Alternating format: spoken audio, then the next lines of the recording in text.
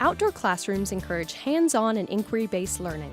However, taking an entire class outside to the garden for a lesson can seem challenging. Typically, students only go outside for PE or recess, where loud, rowdy behavior is the norm.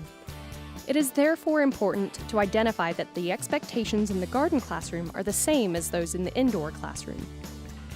The two biggest ways to ensure successful outdoor classroom management are to create a routine for students and establish garden expectations. Creating a predictable routine during garden lessons allows children to know what is expected of them and allows the teacher to spend more time on meaningful instruction. Each lesson is structured in 3 parts: the opening circle, activity, and closing circle. The opening circle introduces lesson concepts while students are seated on benches outside of the garden's boundaries.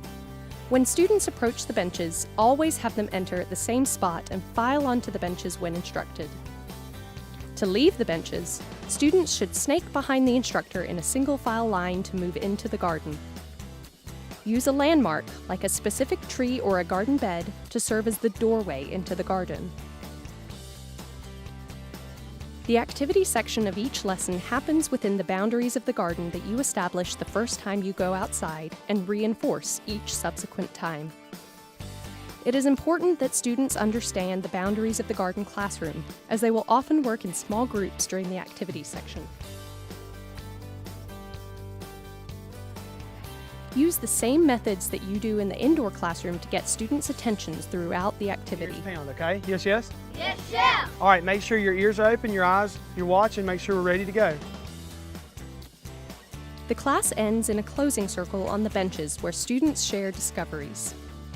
In addition to your planned lesson activities, have a set of back pocket activities ready for that student who finishes their task early or requires some redirection. This may be an extension to the lesson or some small job in the garden. To set garden expectations, use these 4 promises. Be safe. Feet should always be on a path and never on top of a garden bed, and students should walk, not run. Be respectful. Plants and insects should be treated gently and never pulled or touched without permission. Be responsible. Students will be responsible for the care of their plants, and they will be responsible for themselves.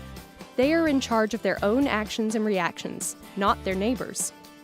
Be curious is our favorite promise. Encourage students to ask questions about their garden and to be curious about how different vegetables taste. Review the garden promises during the opening circle each time you go to the garden in the first semester, and correct any misbehaviors as they come up. If you are consistent with students in their garden classroom, you will find that outdoor classroom management is no different to indoor classroom management.